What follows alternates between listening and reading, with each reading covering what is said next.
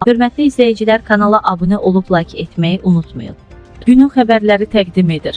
Bakıda müğənninin öldüyü qəzanın təfərrüatı. Nə baş verib ötən gecə paytaxtın Səbail rayonunda müğənni Vlada Axundovanın öldüyü yol qəzasının təfərrüatları məlum olub. Günün xəbərləri Qafqazinfoya istinadən xəbər verir ki, hadisə vaxtı və Axundova piyada deyil, yol kənarında dayanmış avtomobilin içərisində imiş. Belə ki, saat 21 radələrində Yeni Salyan yolu 20-nin qarşısında Dövlət Bayrağı meydanının yanı Salyan rayon sakini 2002-ci il təvəllüdlü Seyfullah Yusif oğlu Mehtizadə idarə etdiyi Hyundai Elantra markalı 77 SC 148 dövlət qeydiyyat nişanlı avtomobillə yolun kənarında dayanmış və Sadiq İsaqova məxsus Toyota markalı 01C 477 nömrəli avtomobili arxadan vurub. Nəticədə İsaqovun maşınında olan paytaxt sakini 1988-ci il təvəllüdlü Vlada Vladislavovna Axundova hadisə yerində ölüb.